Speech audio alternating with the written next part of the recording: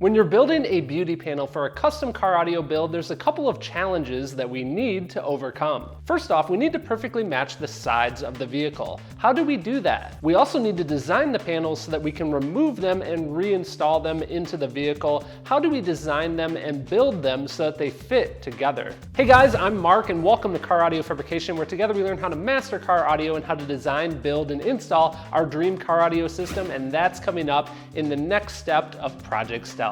So we're on to my favorite part of the project now, doing the beauty panels here on the build. And this can also be one of the most challenging parts of the project. I actually, if you guys saw it, I recently made a video about how to kind of overcome the builder's block when you get to this stage and you're kind of like, what do I do next? You guys can check that out up at the link up in the corner of the screen here. But in the meantime, here's where we sit right now. Obviously the amplifiers are in, subwoofers are in, everything's connected, ready to go. I've been doodling for a while here, just kind of planning out my different layers and deciding exactly what I want to do. So the way we're going to get started here is I know I need to capture this outside shape. I need to capture like this curvature of the area. This has a slight curve to it. I have to leave a little bit of clearance for these hooks and stuff. So I'm going to start with taking this strip of cardboard here. You could also use just old cardboard boxes or whatever. I'm going to cut this up into some strips and I'm going to show you guys how I'm going to use it to capture the shape. So I've got all of my pieces of cardboard cut up here. I cut them about 6 inches wide, and what I can do is I'm going to take it over to the trunk. I'll lay it in here like so. Now it's kind of hard to see because of the difference in contrast on camera,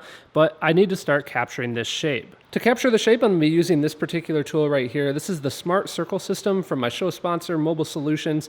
It's just a bunch of holes, and it actually includes that too, so you can use it on the router as a template. But as you can see, the inside pieces of the holes have that little hole inside of them, and I can use that with a pencil in order to copy a profile. Now, if you didn't have this, another good way to get started, and this is something that I've done for many years, just save these big washers that you get from random projects around your business or your home. You can use these in a similar fashion. Obviously, it's a little bit more difficult because the center hole is so big, so you have to be careful to roll the pencil against the inside of the hole.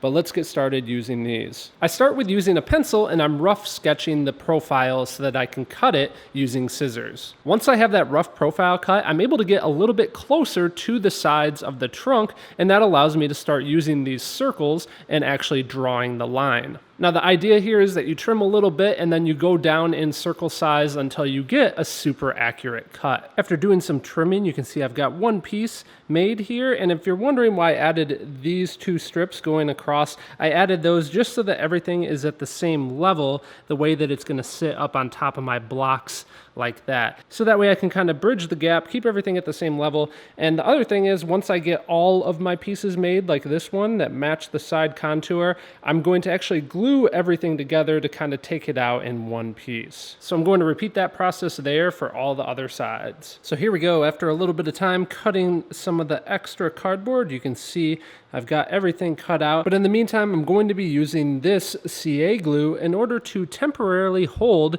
these different pieces of cardboard together so that I can take this entire shape out of the vehicle.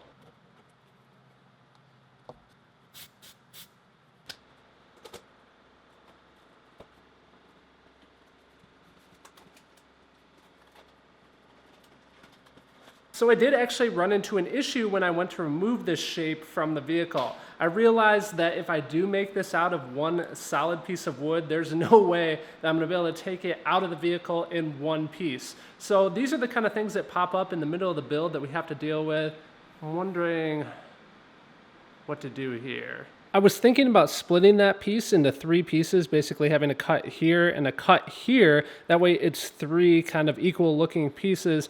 But the more and more I think about it, it's kind of too many pieces in a way. So I think what I might do instead is, I know that I wanted to kind of have like an access panel over here for the fuses and for the battery. And I know I need to have a vertical panel in front of the battery. I think what I might do is separate that main shape that we just made. I might make a cut right around here in this location, and that way it's in 2 different pieces, and hopefully I can get that main big piece in one piece. In the meantime though, I've put my cardboard shape on top of a piece of 1/2 inch MDF that I'll be using for this. place, and I'm going to start with tracing around the outside. So over on the table saw real quick, I squared up this side to this side since we know the front and back of the shape are going to be the same.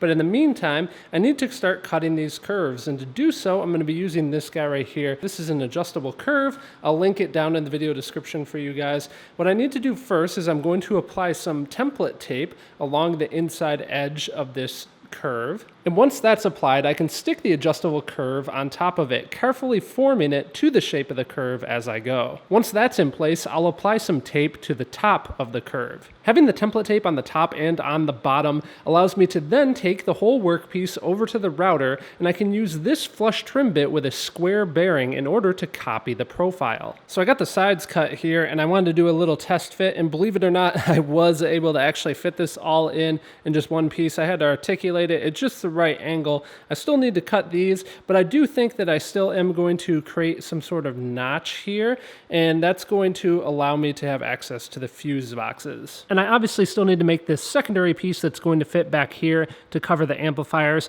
That's going to be the same process of kind of copying that shape around there. Let's bust this stuff out.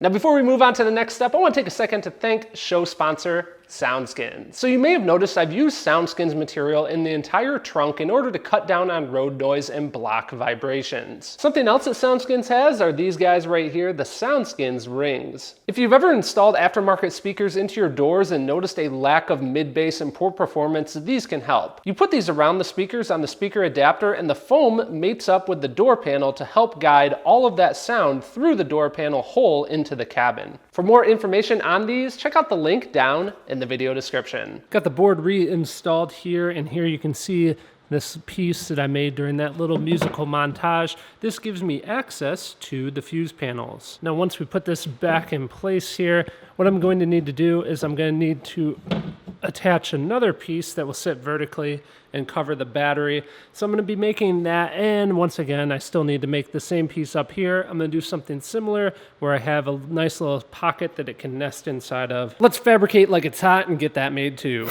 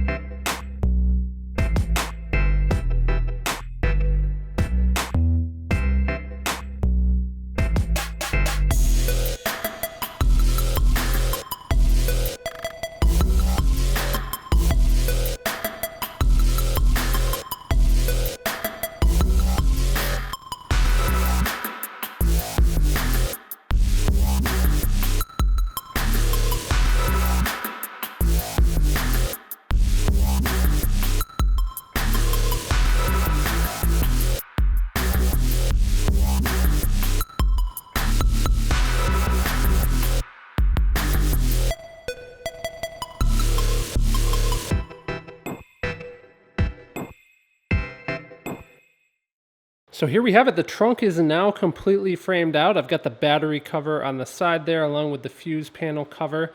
So we can pull that out simultaneously and together. Now there is one issue that I wanted to point out. If you notice right here where you can see that light colored corner sticking up, what I'm gonna have to do is I'm gonna have to just add a chamfer to that back board. And if I add a chamfer just to that side and then the back and then the right side, because the same problem over there, it'll help kind of mold it in. And I wanna put a round over on all of these edges anyway, just to give them a little bit better look. Now before you guys go, I do wanna try something new. I wanna do a question and answer session as a live stream over on my Instagram page, but I need your help. The way it's gonna work is you post your questions here on YouTube as a comment, and then on Friday, when I'm doing the live stream over on Instagram, I'll read through your different questions and answer them for you guys. So for a chance to have your question featured and shown on the Instagram live stream, post it as a comment down below, and don't forget to follow me on Instagram over at CarAudioFab. As always, a special thanks to John, Brian, Ali, Nick, Steve, Jerry, Emmanuel, and the rest of the Patreon membership team. A big thanks to those guys for helping make these videos possible, and thank you to our sponsor, SoundSkins. Until next time, see you guys soon.